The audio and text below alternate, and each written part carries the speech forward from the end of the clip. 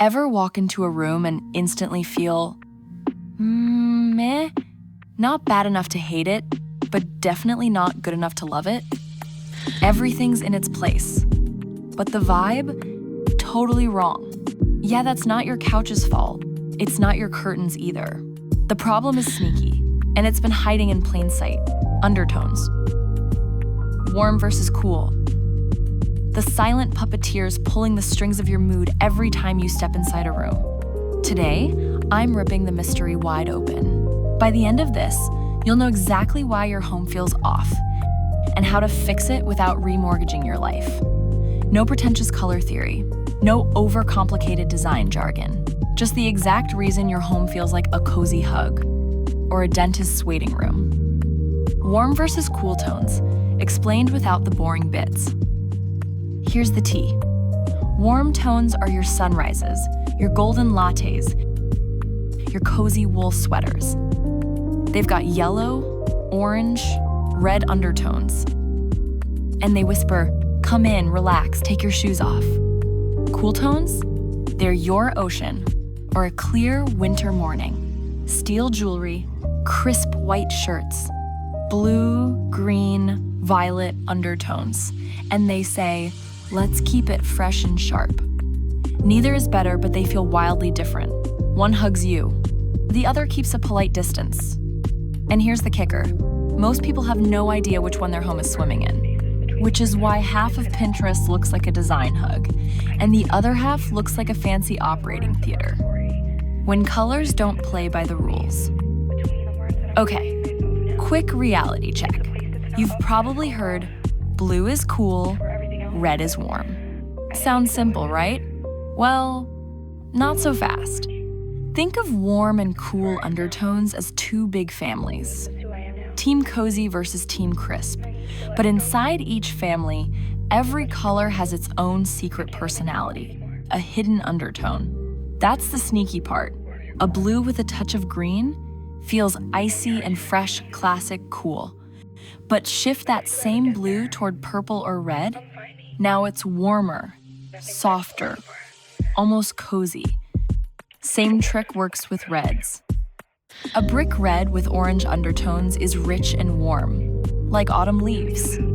But a cherry red with a hint of blue, cooler, sharper, more modern. So here's the hack. Don't just trust the color name or even how it looks on a tiny paint chip. Colors change depending on the light and the finishes around them. The only way to know if a shade truly belongs in your space, test it on your wall. Live with it for a day, see it in daylight and at night. Once you spot the hidden undertone in your room, you'll know instantly whether it's a friend or a troublemaker. How to tell what your home needs. All right, let's bring this home literally. Before you run to the paint store, forget what Pinterest is screaming this week. Sage green might look stunning on your feed, but in your living room, it could end up looking like a sad avocado smoothie. Here's the real trick. Don't start with the paint. Start with what you can't change easily, your floors, your countertops, your big furniture. Those guys are the bosses of your space. Look closely. Do they lean yellow, beige, cream, or rusty? Congrats, you're on Team Warm. Do they lean gray, icy, blue, or charcoal? That's Team Cool. Once you know your team, every decision gets easier. Paint, rugs, pillows, they either play nice with your undertones or fight them. And trust me, no one wants to invest in a couch that looks perfect in the showroom and turns sickly in your house. So, next time you're standing in a room wondering why it feels off, don't blame the sofa. Check the bones first. Your home's undertones are already on a team, you just need to figure out which one. Which tones go where? Here's where it gets juicy. Warm tones work best in living rooms, bedrooms, anywhere you want people to relax, linger, maybe sip wine until midnight. Cool tones shine in kitchens, bathrooms, workspaces, places where focus and freshness are key. Of course you can mix, but if your bedroom feels like a corporate meeting room, now you know why. Lighting. The backstabber or the best friend? Let's talk lighting. because it can make or break everything we just discussed.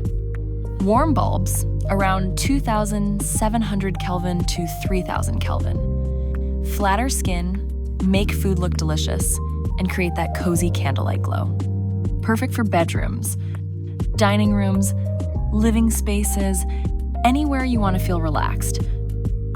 Neutral white, around 3,500 Kelvin to 4,500 Kelvin, gives you clarity without harshness. Great for kitchens, bathrooms, home offices. And the last one, cool bulbs, around 5,000 Kelvin to 7,000 Kelvin. Make whites whiter, blues bluer. Great for garages or if you're going for ultra-modern spaceship. Not so great if you don't want to look like you're starring in a hospital drama. Here's the golden rule. Match your bulb temperature to your room's undertones. Warm room, warm light. Because warm walls look muddy under cool light. Cool room, cool light. Mix them wrong and suddenly your dreamy beige sofa looks like it caught the flu. And don't forget natural light. North-facing rooms are cooler, they often need warmer tones to balance. South-facing rooms get warmer light they can handle and even benefit from cooler tones. Once you see it, you can't unsee it. Common mistakes and quick fixes. Mistake number 1, thinking you can balance a warm-toned house with one cool accent wall. Sorry, that's not balance. That's a fight waiting to happen. Undertones don't cancel each other out. They compete. Mistake number 2, ignoring your light bulbs and then blaming the paint store. Lighting changes everything. If you're painting in yellow light but living in daylight LED, no wonder your perfect beige turned into sad gray. Mistake number 3, overusing gray. Gray can be chic, but if you pile it everywhere without balancing undertones, your home goes from stylish to soul-sucking office cubicle real fast. And yes, there are more silent killers of good design, like ignoring undertones in permanent finishes like flooring or countertops, choosing a color you loved in a friend's house without checking your own lighting, mixing warm and cool tones in a way that clashes instead of complements, using one bulb temperature everywhere, instead of tailoring light to each room's purpose. Quick fixes? Thankfully, they're simple. Swap your bulbs. Layer in textiles that echo your dominant undertone. Or trade out a few key accessories.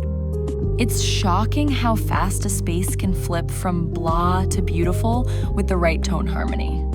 So, next time your home feels off, don't blame the furniture. Look at the undertones. They're the invisible handshake between your walls, your floors, your lighting, and your mood.